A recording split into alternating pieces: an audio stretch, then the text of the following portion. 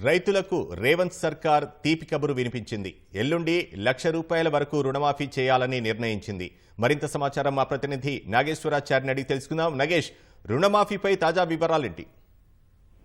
వినోద్, ఎల్లుండి సాయంత్రంలోగా ₹1,00,000 వరకు ఉన్నటువంటి రుణాలన్నింటినీ మాఫీ చేయాలని ప్రభుత్వం నిర్ణయించింది. ఈ విషయాన్ని ముఖ్యమంత్రి రేవంత్ రెడ్డి కలెక్టర్ల సమావేశంలో కొద్దిసేపటి క్రితం ప్రకటించారు.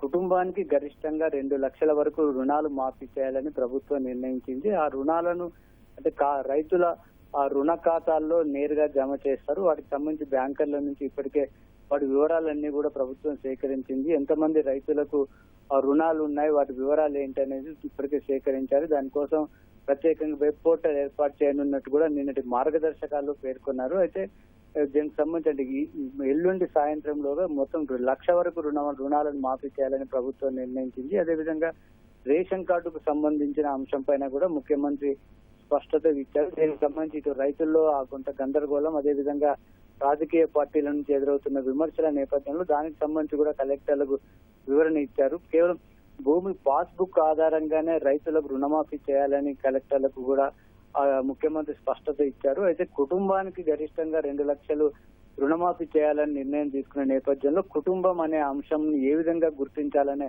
చర్చ జరిగినప్పుడు రేషన్ కార్డులో డేటాబేస్ ఆధారంగా రేషన్ కార్డులో ఉన్నటువంటి వారిని ఒక కుటుంబంగా పరిగణించాలి. అందులో ఆ రేషన్ కార్డులో ఎవరెవరైతే అంటే భార్య, భర్త, పిల్లలు వారందరినీ కూడా ఒక కుటుంబంగా పరిగణించారు. వారిలో ఎంతమందికి ఎన్ని రుణాలున్నా గరిష్టంగా 2 లక్షల రుణాలే మాఫీ చేయాలని నిర్ణయించినట్టుగా కూడా ముఖ్యమంత్రి వివరణ ఇచ్చారు.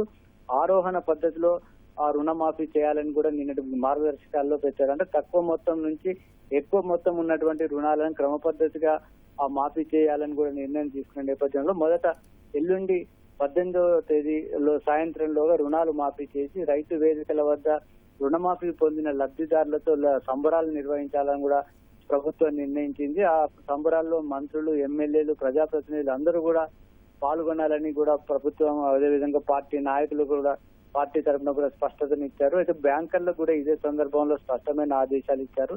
అంటే ప్రభుత్వం నేరుగా లబ్ధిదారులకు సంబంధించిన రుణ ఖాతాల్లో వేస్తుంది. ఆ రుణ ఖాతాల నుంచి వాటికి ఏ విధంగా అంటే దుర్వినియోగం కాకుండా అవన్నీ కూడా రుణమాఫీకి సంబంధించి అంటే అసలు వడ్డీ మొత్తం కలిపి 2 లక్షల వరకు రుణమాఫీ చేయాలని ప్రభుత్వం నిర్ణయించింది. కాబట్టి ఆ లెక్కల్లో కూడా ఎక్కడ తేడా రాకుండా పకడ్బందీగా వ్యవహరించాలని కూడా ప్రభుత్వం బ్యాంకర్లకు స్పష్టతనిచ్చింది.